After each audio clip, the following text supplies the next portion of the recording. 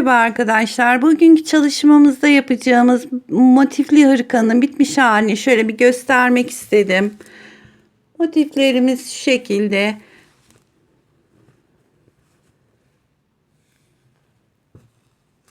Kol ve arkamız süveterde yaptığımız modelden, yani düz olarak yapılıyor. Arka kısmı aynı modelden, sadece önlerde motiflerimiz var. Şimdi ben bunun ölçülerini vereceğim. Bunu büyütmek veya küçültmek isteyen arkadaşlar şu motifleri birer sıra fazla veya birer sıra eksik yaparak beden ayarlamasını yapabilirler. Şimdi ben bunun bitmiş halinin bir ölçüsünü vermek istiyorum. Önce şu bir tane şöyle göstereyim. Yan parçanın ölçüsünü vereyim. 26 santimi biraz geçiyor. Bütün olarak da 51,5 santim civarında. Boy olarak uzunluğu da 50 santim. Kolların da bitmiş halini şöyle bir uzunluğunu vereyim. 51 santime yakın kol uzunluğu var. Bir de şu kol enini vereyim, ne kadar artırdığımızı. 21 santimde kol evinin genişliği. Ben bu hırkaya krem renginden 4,5 yumak civarı kullandım. Yani 5 yumak çok rahatlıkla yetecektir. Şu aradaki renkler elimde kalan süveterde de kullandığım renkler. Çok az ip gidiyor. Sadece eğer hırka yapacaksanız mesela elinizdeki kalmış çok azar azar ipler yeterli olacaktır. İpimiz hepsi koton ip arkadaşlar. Yani markaların hep renklerin markaların hepsi farklı farklı ama hepsi aynı kalınlıktaki ipler. 3,5 numaralı tığa uygun ipleri seçtim. Böyle 5 tane de düğme dikiyoruz.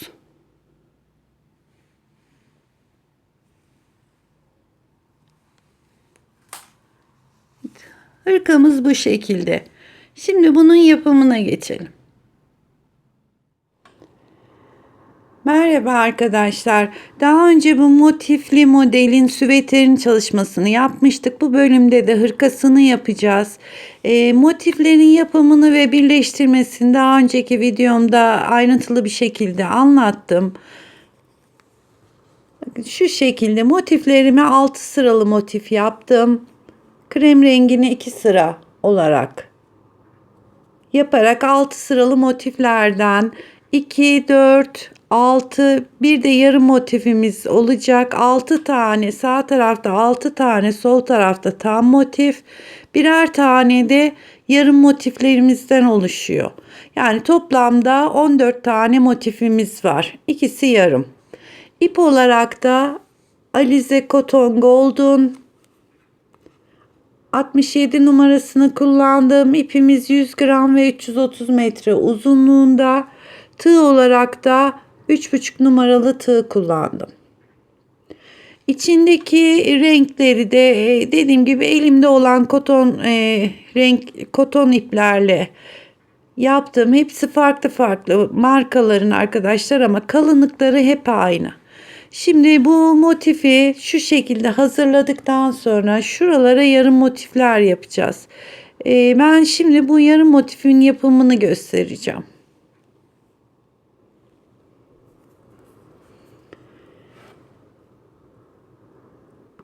Şöyle bir kere kilitliyorum.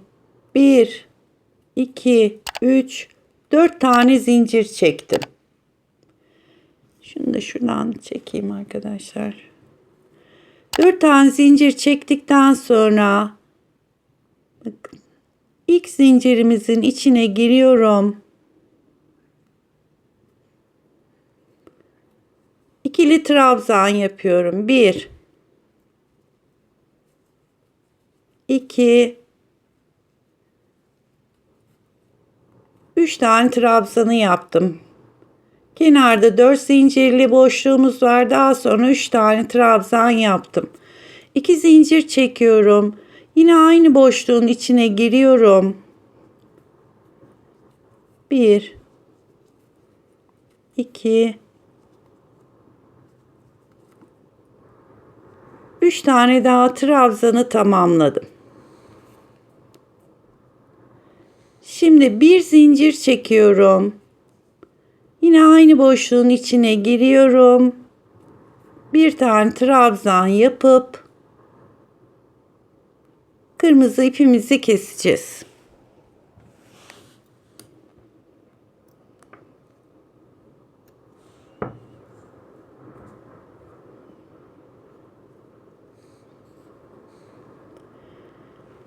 Şimdi pembe rengimize geçiyoruz. Şöyle bir kere kilitledim. Motifimin hemen ilk 4 zincirle başlamıştık. Oraya giriyorum. İlmeği aldım. 1 2 3 4 tane zincir çekiyorum.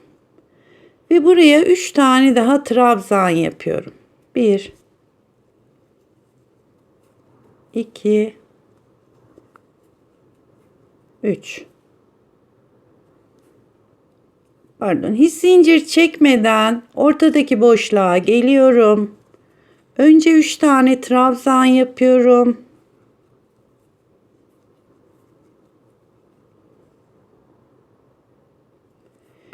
İki zincir çekiyorum. Aynı boşluğun içine 3 tane daha trabzan yapıyorum.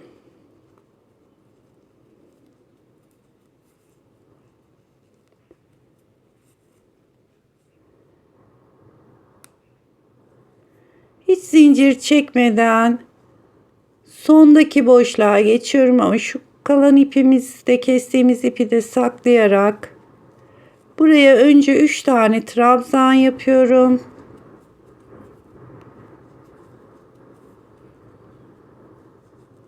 Bir tane zincir çekip ve tek bir tane trabzan yapıp şurada bir boşluk oluşturuyorum ve ipimi kesiyorum.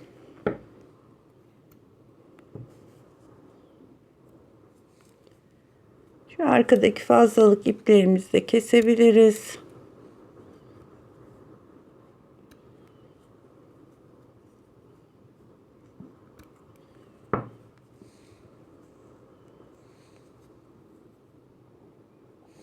Şimdi turuncu renkli ipimize geçiyoruz.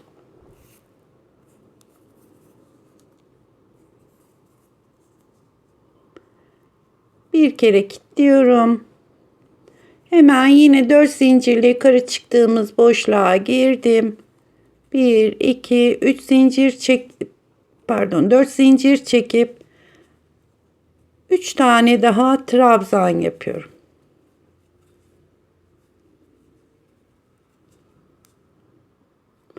Hiç zincir çekmeden diğer boşluğa geçiyorum. Buraya da 3 tane trabzan.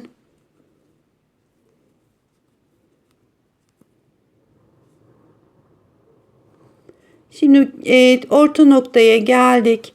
Buraya önce 3 tane trabzanı yapıyorum. 2 zincir çekip aynı boşluğun içine 3 tane daha trabzan yapıyorum. Hiç zincir çekmeden şu aradaki boşluğa giriyorum.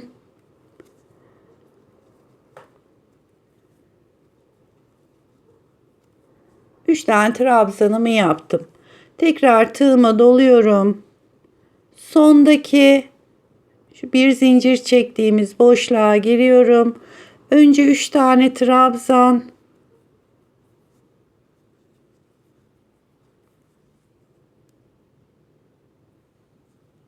Bir zincir çekip tekrar aynı boşluğun içine girip bir tane trabzan yapıyorum. 1 2 3 zincirle yukarı çıkıyorum ve geri dönüyorum. Şimdi hemen 3 4 zincirle geri dönüyorum arkadaşlar. Şurada bir boşluğumuz olması lazım. Hemen boşluğun içine 3 tane trabzan yapıyorum.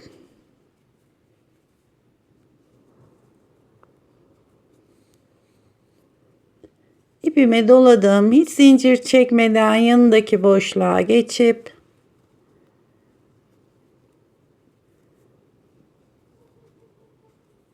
üç tane trabzanımı yaptım. Diğer boşluğa geçiyorum.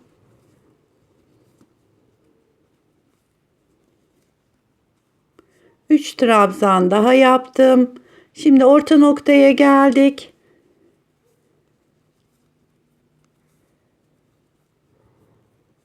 Ve buraya 3 tane trabzan yaptıktan sonra 2 tane zincir çekip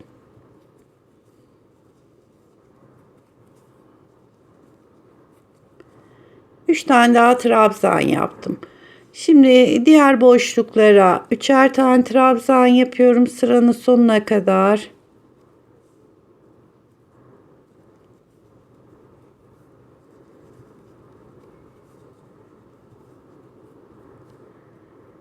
Sondaki boşluğuma da 3 tane trabzan yapıyorum.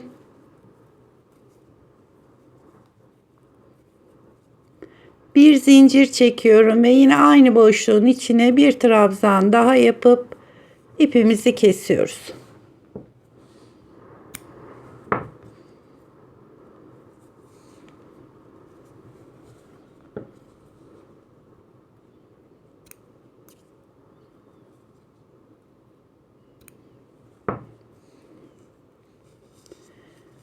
Bakın şöyle şu şekilde bir yarım motifimiz oluştu. Bundan iki tane bir sağ parça için bir de sol parça için iki tane hazırlıyoruz.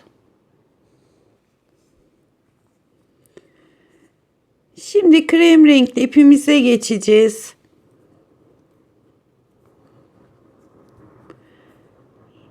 Yine şuradan başlıyorum.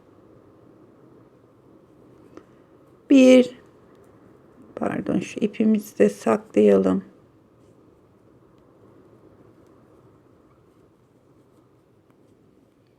Bir, iki, üç, dört zincir çekiyorum. Zincirden hariç 3 tane daha trabzan yapıp devam ediyorum.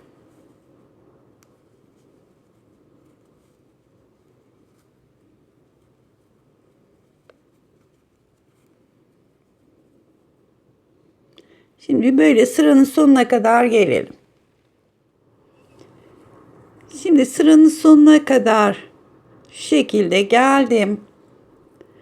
Yine bir zincir çekiyorum. Aynı boşluğun içine batarak bir boşluk oluşturdum.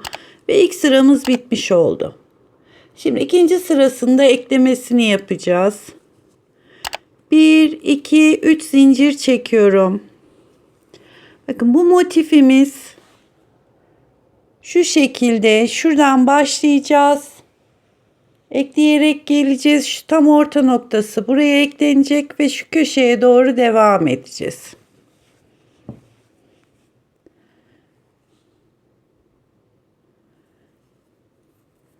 Şimdi 3 zincir çektim. Şuradaki motifin şu tam birleşme noktasının içine giriyorum. İlmeği aldım ve buradaki boşluğun içine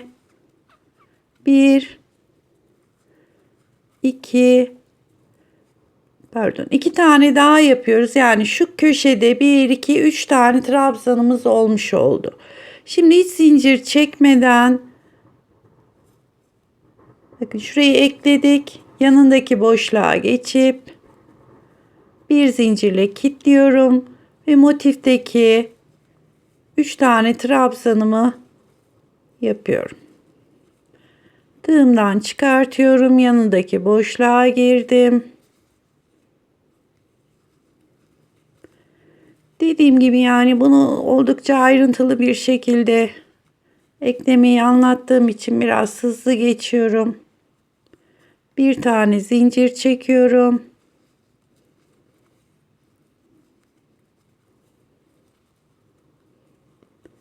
Şimdi hiç zincir çekmeden tığımı çıkardım. Buradaki boşluğa girdim. İlmeği çıkarıp bir tane zincirle kilitliyorum.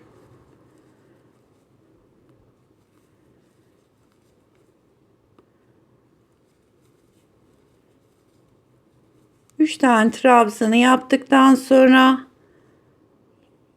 eklediğimiz yerdeki boşluğa girip bir tane zincirle kilitliyorum. Ve tam köşe noktasına geldik. Aynı zamanda da diğer tarafın tam köşe noktası. Yani şuraya eklememizi yapacağız. Boşluğun içine girdim. Önce 3 tane trabzan. Bir zincir çekiyorum. Burası tam köşe olduğu için bir zincir çektim. Diğerlerinde hiç zincirsiz ekledim. Şuradaki birleşme noktasının içine girdim. İlmeği geçirdim ve bir tane zincir çektim. Şimdi köşedeki kalan 3 tane motif trabzanımı da tamamlıyorum.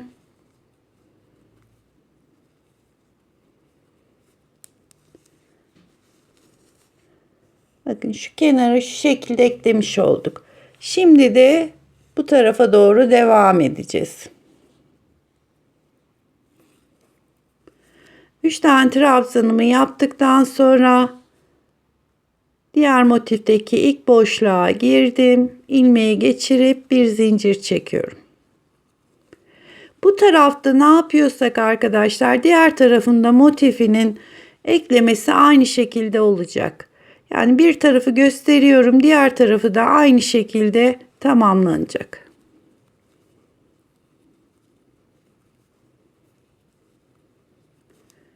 Üç tane trabzanı yaptım, boşluğa girip bir tane zincirle kilitliyorum. Tekrar diğer boşluğa.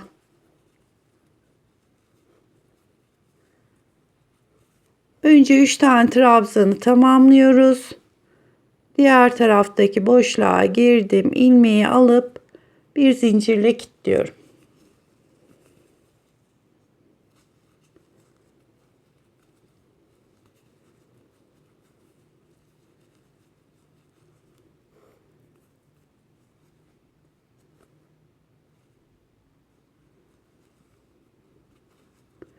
Son kenardaki boşluğa geldik. Buraya da 3 tane trabzan yapıp şuradaki boşluğun içine girdim ve bir zincirle kilitleyip şu yarım motifimizi eklemiş olduk. Şimdi burada ipimizi keselim.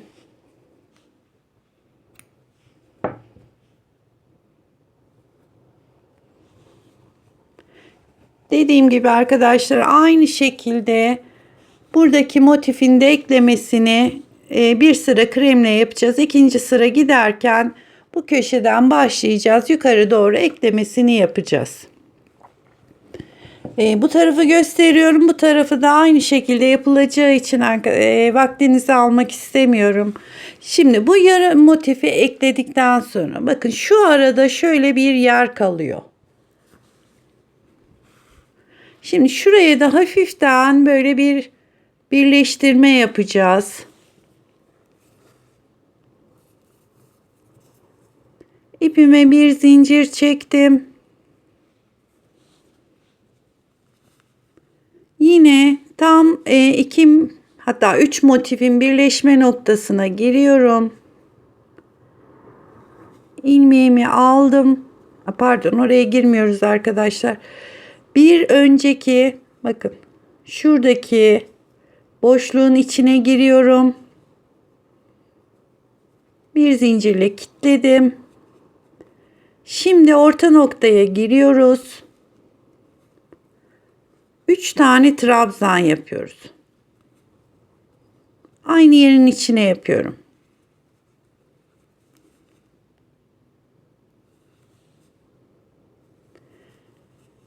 Şimdi buradaki 1, 2, 3. boşluğun içine giriyorum. Kilitliyorum. 1, 2 zincir çekiyorum.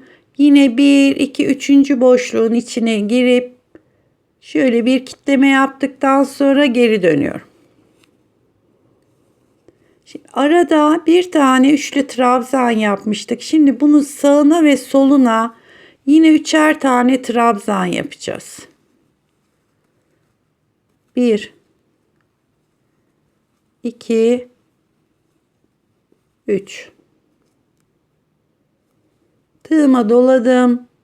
Şuradaki alttaki 3 trabzanın hemen yanındaki boşluğa girdim. 1 2 3 tane trabzan yaptım. Bakın şuradaki boşluğa ekleme yapmıştık. Şimdi tam şu trabzanın yanındaki boşluğa giriyorum, kilitliyorum. 1 2 tane zincir çekiyorum. Hatta şu ön yüzden şöyle bir bakalım.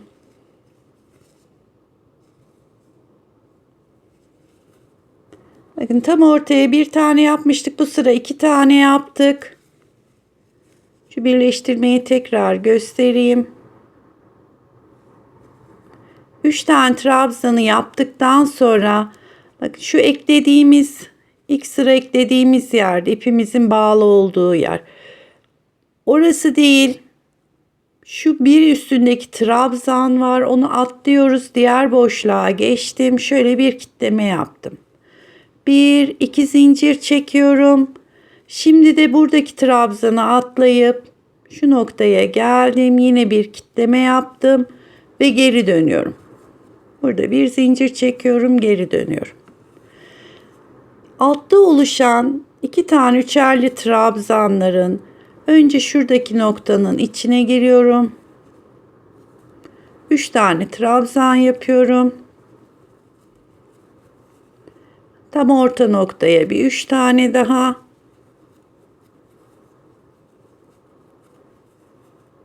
Ve alttaki 1 2 3 trabzanı şuradaki boşluğuna girip 3 trabzan daha yapıp 1 2 3. boşluğa giriyorum, kilitliyorum ve bir zincir çekiyorum. Bakın yakamızdaki şöyle bir hafiften ovallik verdik.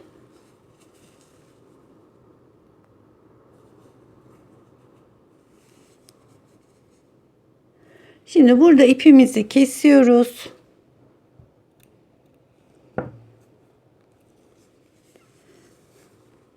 Ve bu tarafın yani bu sağ parçanın eklemesini ve araya böyle bir küçücük bir yarım motif gibi bir şey yaptık. Ve burayı şöyle bir düzelttik. Şimdi aynısını diğer tarafa da tamamlayalım. Her iki parçanın da hem üçgen motifini hem de şurada minik bir üçgenlik olarak tamamladım. Şimdi şurada bir omuz yükseltmesi yapıp daha sonra bir sıra devam edeceğiz.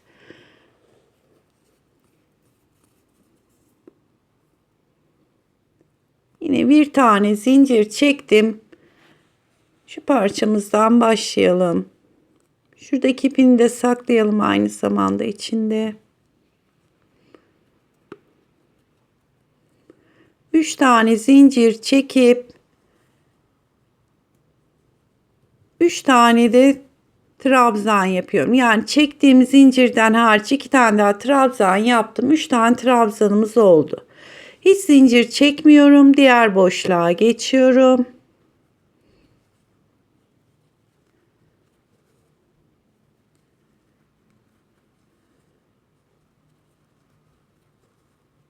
Yine motifimize devam eder gibi bu kenarının trabzanlarını tamamlıyoruz.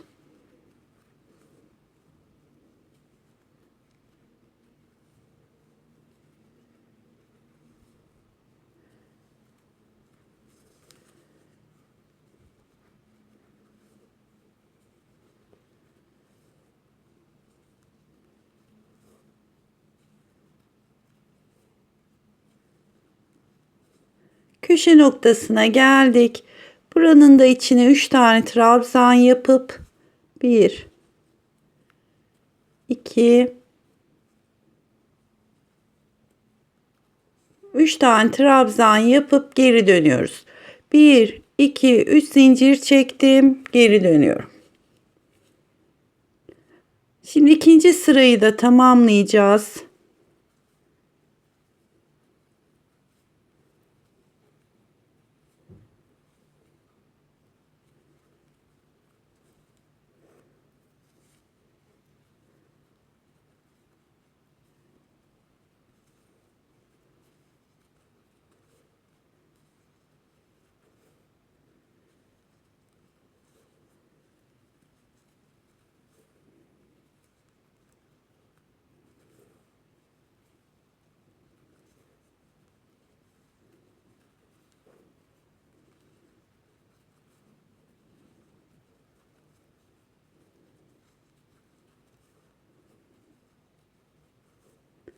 Son boşluğun içine de 3 tane yaptım. Hiç zincir çekmeden ilk yaptığımız trabzanın tepe noktasına girip buraya sadece bir tane trabzan yapıp şöyle bir boşluk oluşturduk. 1 2 3 zincir çekiyorum ve tekrar geri dönüyorum. 1 2 şimdi 3. sıramızda bu son sıramız olacak. Hemen ilk boşluğun içine trabzan yaptım ve devam ediyorum.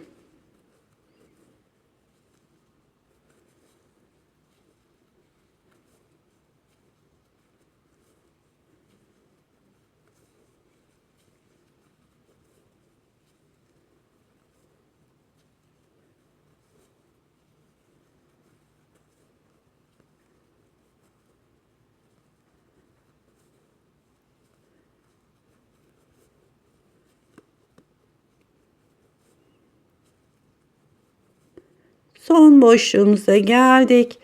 Buraya da 3 tane trabzanı yapıyorum.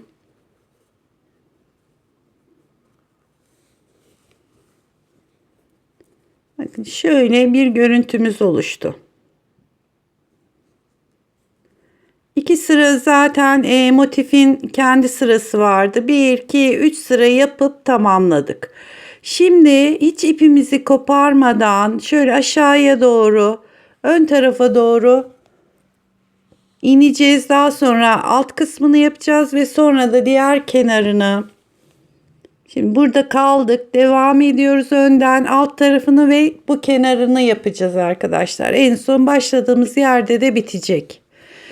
Diğer tarafı da yaparken aynı şekilde yapılacak. Onda da yine bu köşeden başlayacağız. 1 2 3 sıra yapıp yan kenarını yapacağız. Alt tarafını ve en sonda ön tarafını yaparak başladığımız yerde bitecek. Bunun da başlaması yapımı o şekilde olacak. Şimdi şu kenarına, şu ön tarafın trabzanlarına devam edelim. Şimdi burada kalmıştık. Hemen hiç zincir çekmiyorum arkadaşlar veya bir zincir çekebilirsiniz. Şuradaki boşluğun içine, burası geri dönüş yerimiz. 3 tane trabzanı yaptım. Daha sonra diğer boşluğun içine geçiyorum.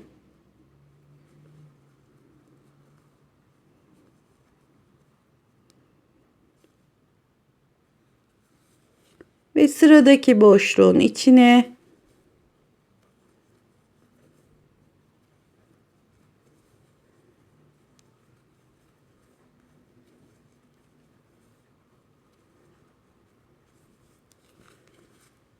ve şuradaki boşluğa da yapıyorum.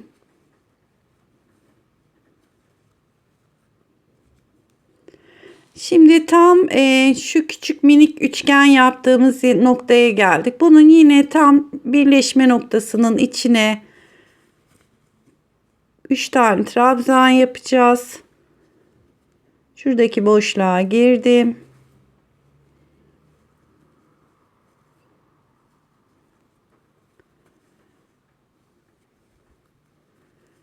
Diğer boşluğa geçiyorum.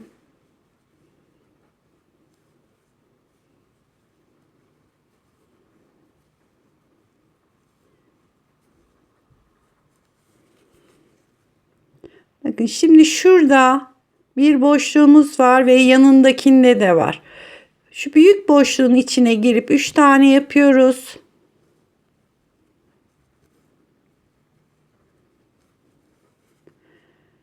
Buraya atlayıp tam şu kırmızı yere denk geliyor. Oraya 3 tane trabzan yapıyorum. Ve orta noktaya atlıyorum diğer tarafa.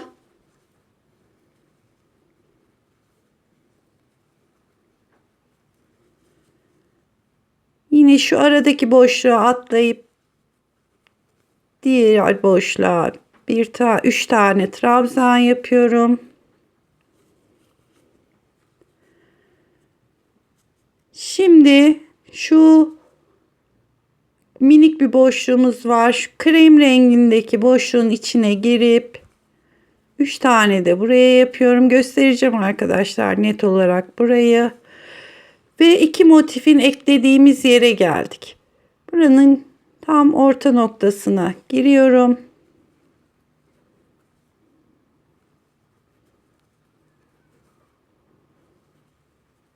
Üç taneyi yaptım.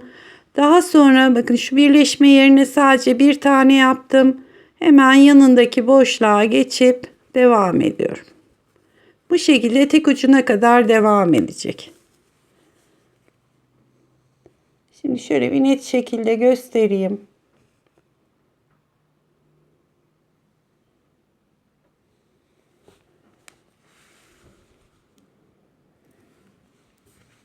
Şimdi buradaki tek tek boşluklara yaparak şu birleşim yerine sadece bir tane yapacağız. Köşeye kadar devam edelim. Şimdi ön tarafın köşe noktasına geldik. Yine buraya aynı şekilde bir köşe yapacağız. 3 tane trabzan yaptım. Bir zincir çekiyorum. Pardon, 2 zincir çekiyorum. Yine aynı boşluğun içine 3 tane daha yapıp köşemizi dönmüş olduk. Şimdi etek ucuna devam ediyoruz.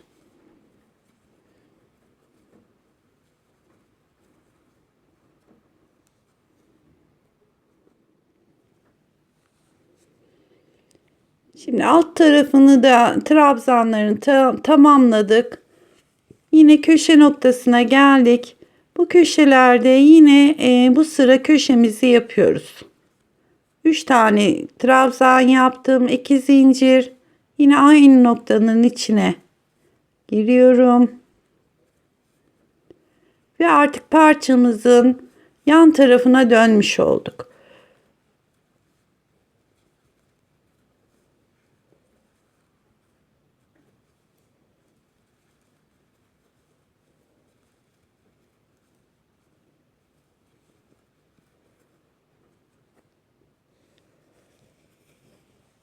Şimdi buradan devam ediyoruz. Omuz tarafına doğru yani hepsine tek tek yaparak şu birleşme yerlerine birer tane yapacağız. Diğer boşluklara birer tane yaparak sıranın sonuna kadar devam edeceğiz arkadaşlar. Şurayı göstereyim.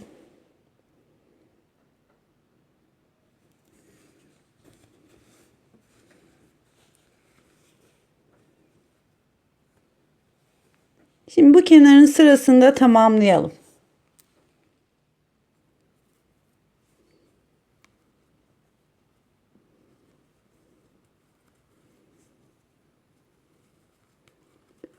Son boşluğumun içine de 3 tane trabzanı yaptım. Bakın başladığımız noktaya geldik.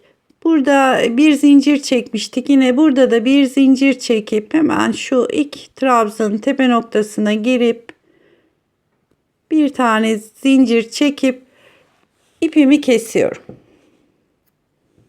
Bu parçamızın artık etrafında gittik tamamlanmış oldu.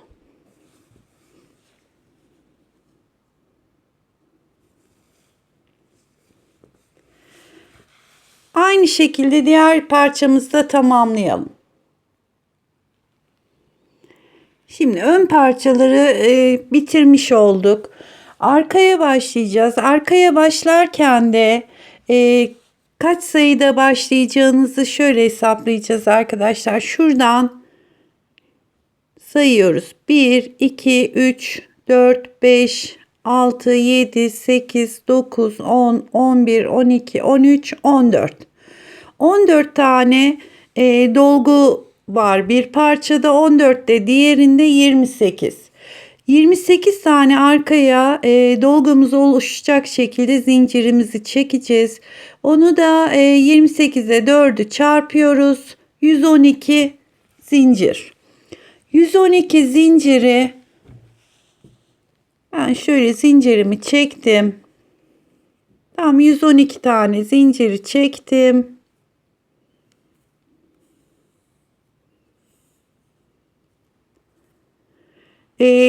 Hırkanız daha büyük daha küçük olursa, mesela 30 dolgu yapmanız lazımsa 4 ile çarpacaksınız, 120 zincir, veya daha küçük mesela 25 tane varsa 4 ile çarp, ona göre şu zincirinizin sayısını ayarlayacaksınız. Şimdi tığıma doladım. 1, 2, 3, 4. boşluğun içine giriyorum. Bir tane trabzan yaptım. Çektiğim zincirle 2 oldu. Tekrar aynı boşluğun içine batarak 3 tane trabzanı yapmış oldum. Şimdi hiç zincir çekmeden 1, 2, 3, 4. zincirin içine giriyorum.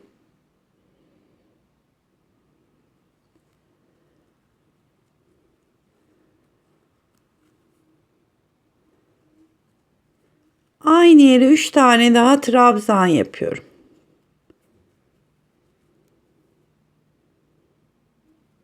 Tığıma doladım. Yine alttan 1, 2, 3, 4. zincirin içine girdim.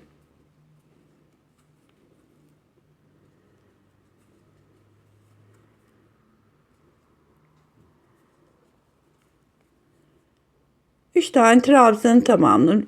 Arada zincir çekmeden alttan 1, 2, 3, 4. zincire sayıyoruz.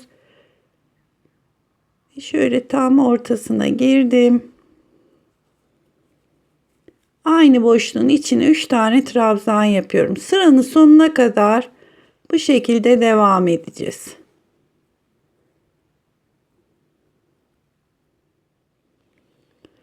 Şimdi sıranın sonuna kadar böyle 3 tane atlayıp 4.'ye trabzanlar yaparak 28 tane böyle örneğimi hazırladım. Bir üst sıraya çıkarken 1, 2, 3 zincir çekiyorum, geri dönüyorum. Tığıma doladım. Hemen şuradaki boşluğun içine giriyorum.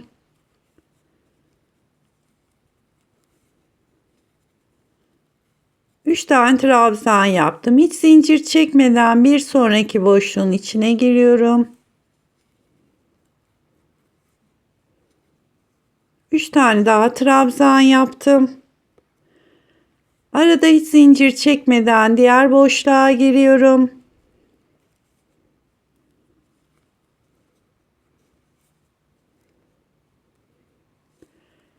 Böyle sıranın sonuna kadar bütün boşlukların içine 3'er tane trabzan yaparak devam ediyoruz.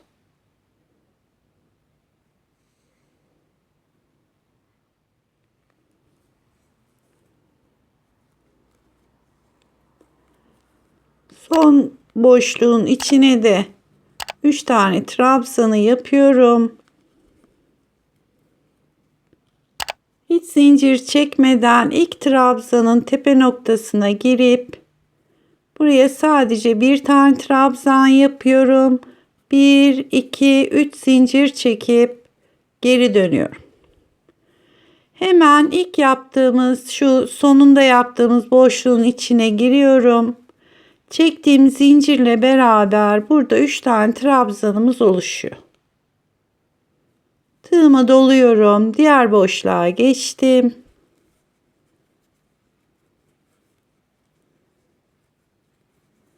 Ve artık diğer boşlukların içine yaparak sıranın sonuna kadar devam ediyoruz. Arka tarafımızın örneği de bu şekilde devam edecek. Yani bir sıra kenarlarda 3 tane trabzan, bir sıra boşluk, 3 tane trabzan. Geri dönüşlerde ben hep 3 zincir çekerek geri döndüm. Bu şekilde arka kısmını ne kadar yapacağız arkadaşlar? Ön parçamızın sonradan bir 3 sıra ilave etmiştik. O 3 sıra saymayın. Şu motifimizin bittiği yere kadar arka parçamızın uzunluğunu yapacağız.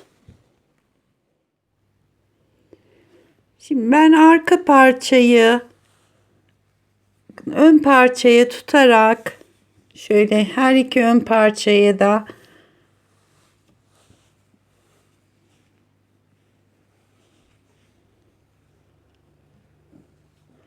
şöyle 3 sıramız kalana kadar bakın şu şekilde ördüm. Aslında burada sıra sayısı vermem çok doğru değil arkadaşlar. Çünkü hani elimizin sıkılığından trabzanları kısa veya uzun çekmemizden sayımız fark eder ama ben 50 sıra ördüm.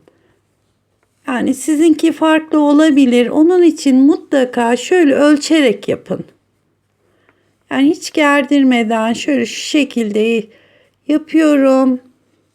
Şurada 3 sıramız kalana kadar örüyoruz.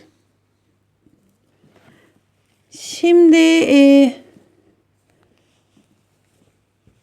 şu ön motifim ön omuzumda 1, 2, 3, 4, 5, 6, 7 tane böyle trabzanlarımız var.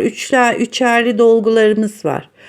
Aynı şekilde burada da 7 tane trabzan yapıp omuz için 3 sıra öreceğiz. Şimdi hemen şurayı 7 trabzan derken arkadaşlar 7 tane boşluğa yaparak. Şimdi bu ilk boşluğa yapıyorum. 1. İkinci boşluğa yapıyorum. Üçüncü boşluğa yapıyorum.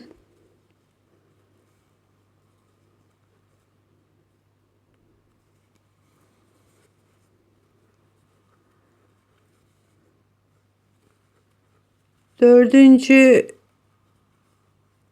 üçlü trabzanlarımızı tamamladım.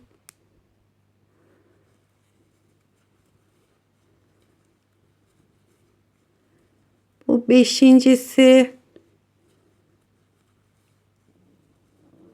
6 ve bu da yedincisi.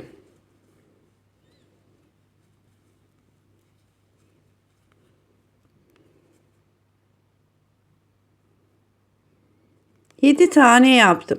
Şimdi buradan geri döneceğiz. Ama geri dönerken şu yakanın şuradaki bir sivriliğini almak için bak tığıma doladım. Alttaki üçüncü trabzana giriyorum. 1, 2 de geri geldim. Sadece burada bunu yaptıktan sonra 3 zincir çekiyorum, geri dönüyorum. Şimdi dolgu ile bitmişti. Boşlukla devam edecek sıramız. 3 zincir çektim. İlk boşluğun içine giriyorum.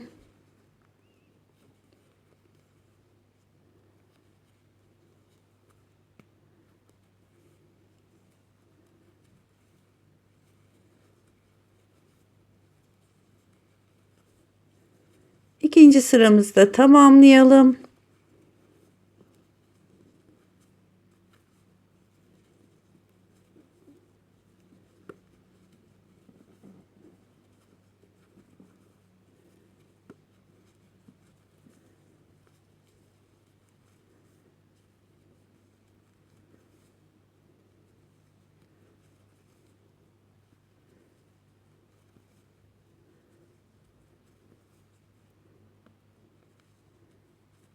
Sıranın sonunda tığa doladım. Bir tane şu ilk trabzanın tepe noktasına girerek bir tane trabzanı yaptım.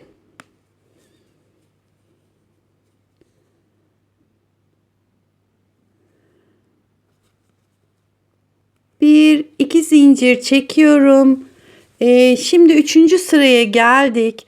Aynı zamanda da ön parçaya ekleyeceğim. Şimdi bu diğer tarafın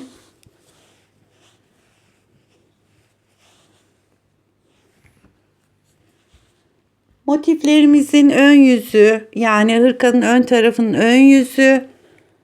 Şöyle koyuyorum. Karşılıklı kenarlarını ekleyerek sırayı tamamlayacağız. Şimdi 2 zincir çektim.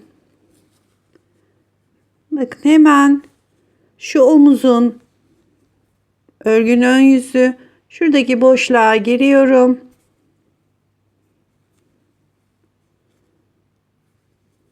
İlmeği çıkardım, bir zincir çekiyorum. Pardon, zincir çekmeden buraya 3 tane trabzan yapacağız. Bu birinci zincirimiz, 1 2 3 tane trabzanı yaptım. Tığı çıkartıyorum. Hemen yanındaki boşluğa girdim. Bir zincirle kilitliyorum.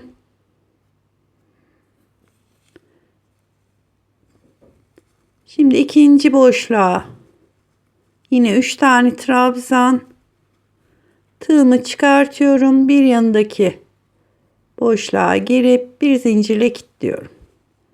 Diğer boşluğa geçtim.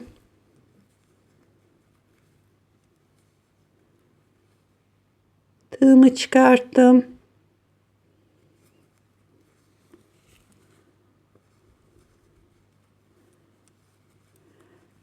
Arka parçanın hem 3. sıra trabzanlarını yapıyoruz hem de ön parçayla birleştiriyoruz.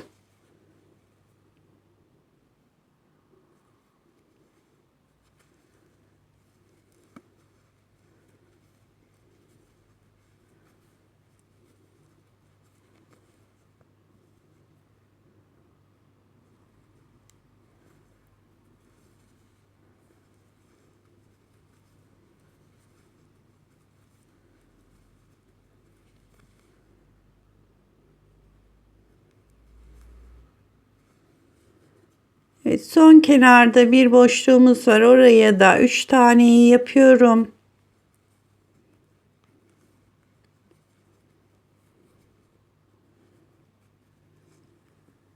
Ön parçanın şu kenarındaki veya eklediğiniz yere fark etmez. Şuradaki boşluğa giriyorum. İlmeği çektim. Bir zincir çekip ipimizi kesiyoruz.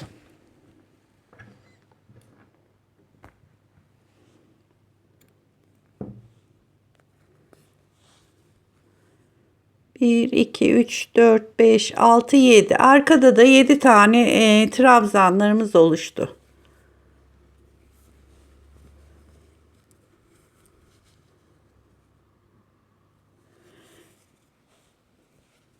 Şimdi 7 tane bu tarafta vardı. İpimizi burada kestik. Hiç bağlamadan diğer tarafın eklemesini yapacağız. Burada da yine sayıyoruz arkadaşlar. 1, 2, 3, 4, 5, 6, 7. 7 tane trabzan yapacağımız yere ipimizi bağlıyoruz.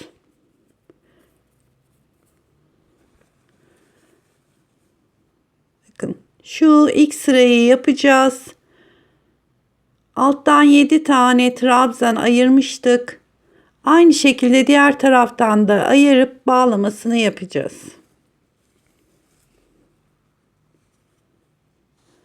1, 2, 3, 4, 5, 6, 7.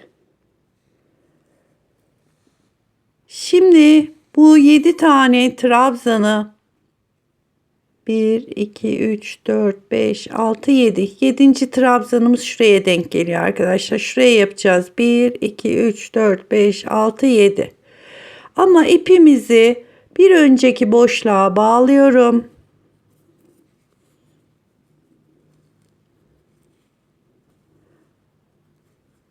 İki tane zincir çekiyorum. Şimdi hemen yanındaki boşluktan başlayarak sıranın sonuna kadar örneğimizi yapacağız.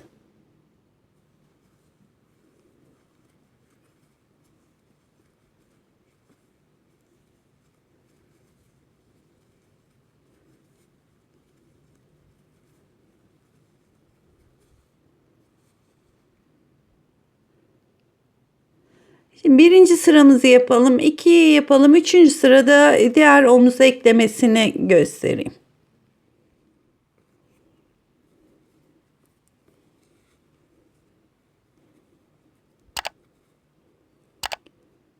Evet, bu sıramız böyle boşlukta başlamıştı ve şuranın hiç zincir çekmeden ilk trabzanın tepe noktasına batıyorum.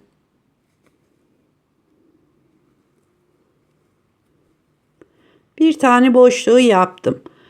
1-2 zincir çekiyorum, geri dönüyorum.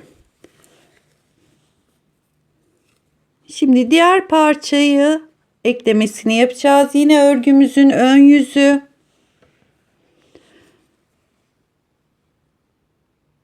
Bu sefer şu yaka tarafına denk geldi, ön tarafına, oraya giriyorum. İlmeği çıkardım. Şöyle bir zincirle kilitliyorum ve buradaki boşluğun içine kalan 2 tane daha trabzanı tamamlıyorum.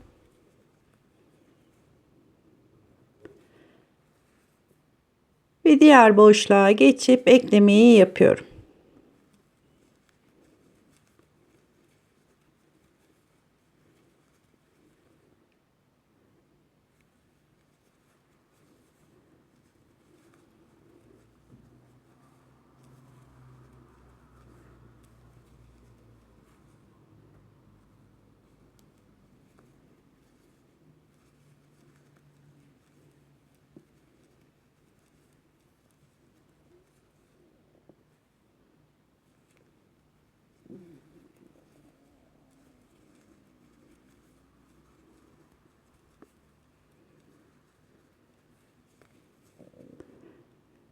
Böyle sırayla bir tane zincirle kilitliyorum. Önümde yapacağım boşluğa önce 3 tane trabzanı yapıp, yani bu diğer tarafı eklediğimiz gibi aynı şekilde ekliyorum. Son boşluğa geldim. Buraya da 3 tane trabzan yapıyorum.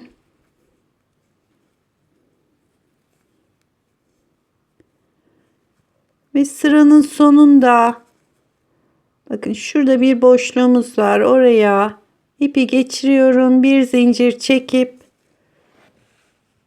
eklememiz bitmiş oluyor.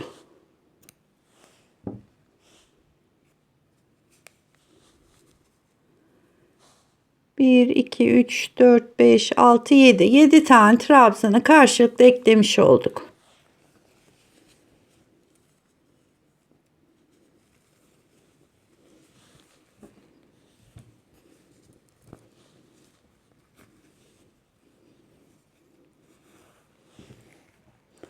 Görüntümüz şu anda şu şekilde arkadaşlar.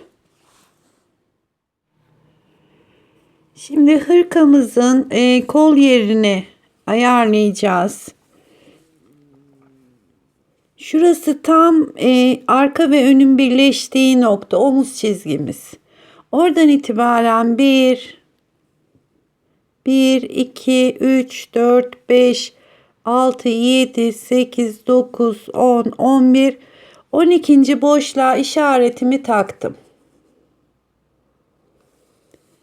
Ve diğer taraftan da yine omuz çizgisinden 1, 2, 3, 4, 5, 6, 7, 8, 9, 10, 11, 12 tane boşluğu kol yeri için ayarlıyorum. Burası yaklaşık 20 santim, 21 santim civarıdır. Bakın şöyle karşılıklı denk geliyor. Şimdi şu araya hem birbirine eklemesini yapacağız örgümüzün, hem de şu kol altına hafif bir genişlik vereceğiz. Şimdi arka parçadan başlıyorum.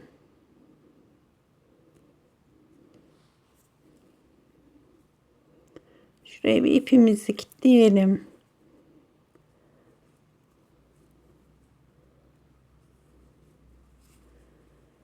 Bir, iki, üç zincir çekiyorum. Hemen yanındaki boşluğa 3 tane örneğimi yapıyorum. Yani trabzanlarımı yapıyorum. Ve devam ediyorum.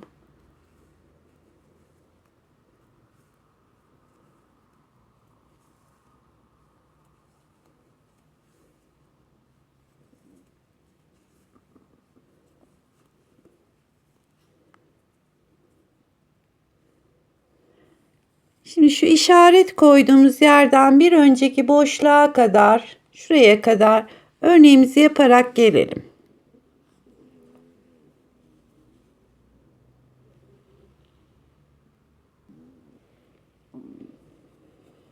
Şuradaki boşluğa kadar bütün boşluklara üçerli trabzanları yaparak geldim. Şimdi burada isterseniz dolguyu da sayayım.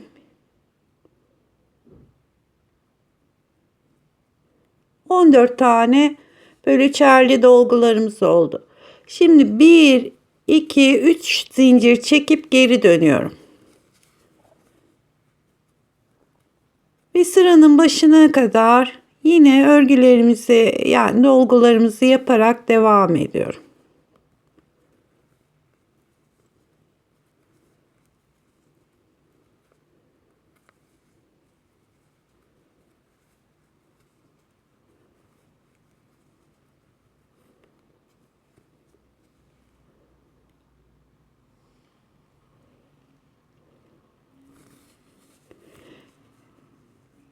Şimdi son şuraya da 3 tane trabzanı yapıp buranın ipini kesiyoruz. Yani 2 sıra kadar şurası kol altı kısmımız, burayı uzatmış oluyoruz.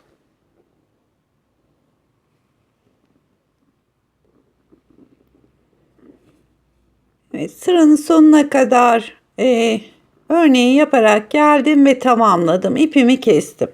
Şimdi şunu bir düzelteyim. Diğer parçaya da aynı şekilde başlayacağız.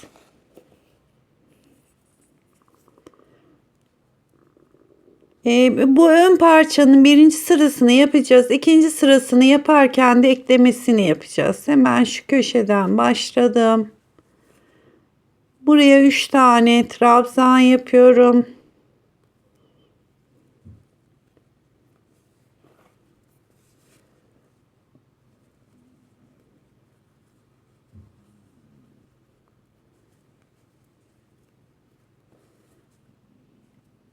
Ve devam ediyorum.